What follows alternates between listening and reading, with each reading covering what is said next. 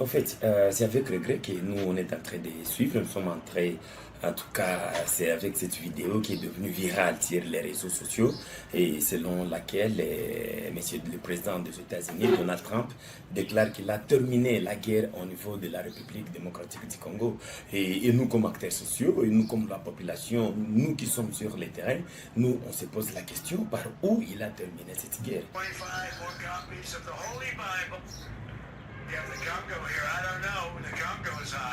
Si vous regardez aujourd'hui, il y a des combats qui se poursuivent, que ce soit au niveau du Nord Kivu, que ce soit au niveau du Sud Kivu, dans les territoires, il y a toujours la guerre. Il y a des positions qui sont en train d'être renforcées par le belligérant, que ce soit du côté de nos FRDC, que ce soit du côté du M23 AFC. Il y a des positions, il y a des guerres qui sont en train d'être toujours faites sur ce terrain. Et nous nous posons cette question et nous disons, bon, apparemment, le président aussi, Trump, n'a pas de conseils, non pas des gens qui font le suivi. Il y a aussi que des amateurs. On fait que l'amateurisme au niveau aussi du sommet de l'État à travers ses conseillers. Parce que sinon, ces conseillers qui sont sur le terrain, qui devraient les donner la vraie réalité de tout ce qui se passe au niveau du terrain.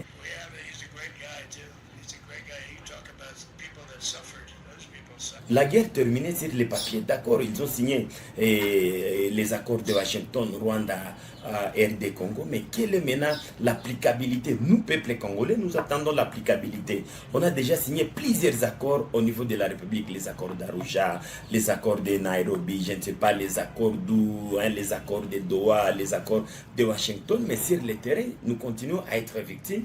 La population continue à mourir. Il y a les armes qui continuent à faire la loi sur le terrain. C'est pourquoi nous, comme nous les acteurs sociaux, nous appelons réellement le président Donald Trump de se rassurer avant de faire toute déclaration qui ne puisse pas aussi tomber dans le populisme.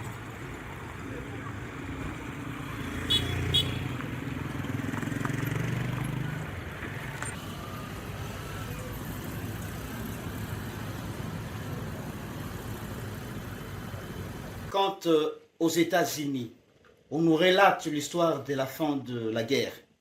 Pourtant, nous ici, nous ressentons encore la guerre dans notre chair.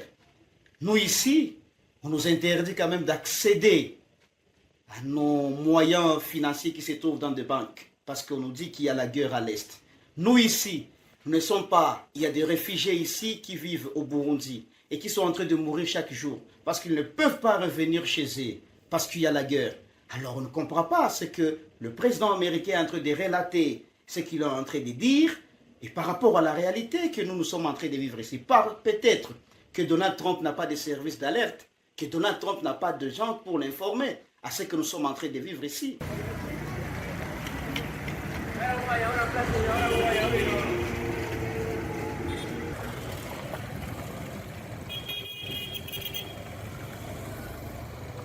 Le gouvernement n'a pas une communication claire. Parce que lorsque les États-Unis disent une chose, mais on regarde sur le terrain, on trouve que la chose n'est pas vraie, je pense qu'il revient quand même au gouvernement, et surtout au porte-parole du gouvernement, de nous éclairer sur ce qui est en train de se passer. Parce que lorsque Trump dit que la guerre a déjà pris fin, mais nous regardons sur le terrain le contraire. Et le gouvernement doit nous expliquer qu'est-ce qui ne va pas.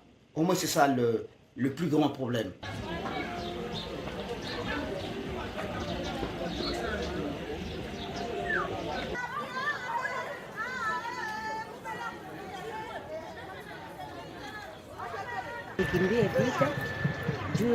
Nilikimbia vita juu watu liko napigana kule. Batu wote walitoka mwingine.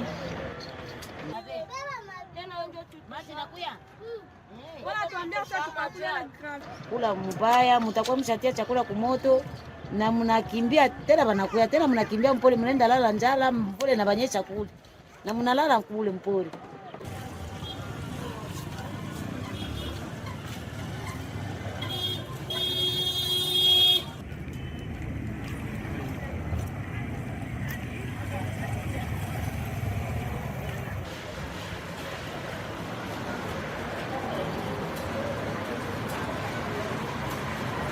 Jelajahi cara baru mendapatkan informasi. Download Metro TV Extend sekarang.